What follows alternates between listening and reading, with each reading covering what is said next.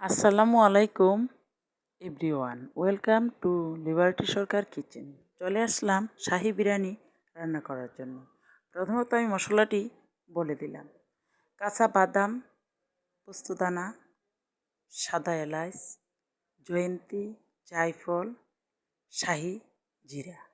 সেই সাথে আমি দারুচিনি, এলাচ, তেজপাতা আর দিব আমি গোলমরিচ, লং, এগুলো আস্তা। ওগুলো পাটায় ভালো করে পেষে নিলাম। পরবর্তীতে আমি পেঁয়াজ কুচা, টক দই, টমেটোর সস আর যে শাহি মশলাটা আর শুকনো মশলার মধ্যে দিলাম জিরার গুঁড়া, ধনিয়ার গুঁড়া, লবণ, কিছু মরিচের গুঁড়ো দিয়েছি, কাঁচা মরিচ কিছু সাথে দিয়েছি। দিয়ে আমি ভালোভাবে মাংসটি ম্যারিনেট করব এবং শাহি মশলাগুলো দেওয়া হয়ে গেছে। তো এখানে আমি মশলা দিতে গিয়ে যে মশলাটা আপনার পাটায় পেষছি আমি 3 ভাগই আমি দিয়ে ফেলছি, 1 ভাগ রেখে দিছি। এখন কাঁচা মরিচ, কাঁচা পেঁয়াজ আর টক দই, আদা রসুন, জয়ন্তী, জায়ফল, পোস্তদানা, কাঁচা বাদাম, এগুলা দিয়ে আমি একসাথে ভালো করে মাংসটা ম্যারিনেট করব। সাথে দেওয়া হয়েছে বেরেস্তা। সব মশলাটি আমি এখানে কষায় নিব হাতে, এবং সরষের তেলটাও আমি এখানে দিয়ে দিব। ভালোভাবে ম্যারিনেট করে আমি ফ্রিজের মধ্যে 1 ঘন্টার জন্য রেস্টে রেখে দেব। তো আমার সময় কম ছিল, আমি আধা ঘন্টাই রেখেছি। আধা ঘন্টা পর আমি বের করে রান্না শুরু করেছিলাম। তো আমি এটা রেস্টে রাখি অন্যদিকে একটা পাতিলা বসাইলাম। ওই পাতিলাটায় আমি তেল দিলাম।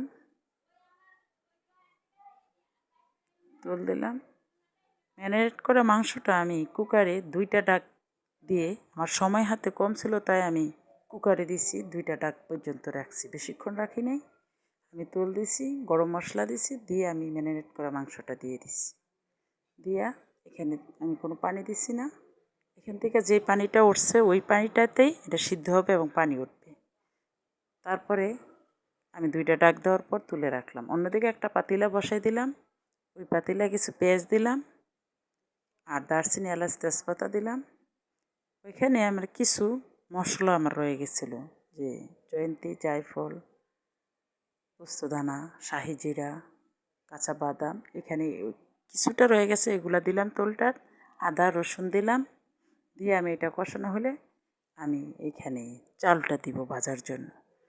চালটা আমি নিছি 1.5 কেজি, মাংসটা ছিল 2 কেজি। তো চালটা একটু বেশি হয়ে গেছে, তারপরও আমি 1.5 কেজি চাল নিছি। চালটা যত ভালোভাবে ভাজা হবে তত ভাতটা ঝরঝরা থাকবে, তাই চালটা অনেকক্ষণ ধরে সময় নিয়ে ভাজতে হবে।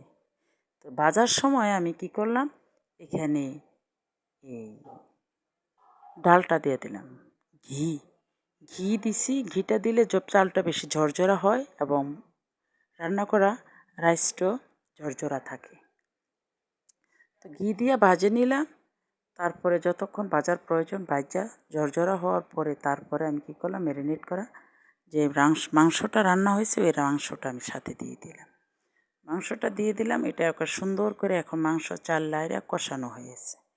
তারপরে আমি এখানে পরিমাণ মতো সিদ্ধ করা পানি ফুটাইয়া রেখেছি, ওই ফুটানো পানিটা আমি পরিমাণ মতো দিয়ে দিলাম। পানিটা দেবো আমি মাংস থেকে 4 আঙ্গুল উপরে, মাংস থেকে 4 আঙ্গুল উপরে পানিটা মাপের দিয়ে দিলাম। তারপরে এখানে আমার এই সময় লবণটা দেখতে হবে, তবে আমি এখানে লবণটা এই পানি থাকতে অবস্থায় দেখতে হবে। পানিটা একটু নুনছা হবে এবং একটু যে পরিমাণ দেওয়ার কথা এখনই চাওয়ার সময়। তারপরে আমি এখানে দিলাম কেওড়া জল। কেওড়া জলটা পানিটাই দিতে হয়। কাঁচামরিচ কিছু দিয়ে দিলাম আর টেস্টি সল্ট আমি দিচ্ছি। টেস্টি সল্টটা দিলে খাবারটা খুব মুখরোচক হয়। পানিটা শুকিয়ে আসছে, আমি এখন দমে দিব 15-20 মিনিটের জন্য। আর সেই সাথে আমার আলু বোখারা আর কিছু কিশমিশ আর পেঁয়াজের বেরেস্তাটা উপরে আমি ছিটিয়ে দিয়ে দিলাম। আমার রান্নাটা প্রায় শেষ। যদি ভালো লাগে সবাই লাইক করবেন, কমেন্ট করবেন এবং আমার পেজটা ফলো করবেন, শেয়ার করবেন। নিজেরা তৈরি করে বাসায় খাবেন।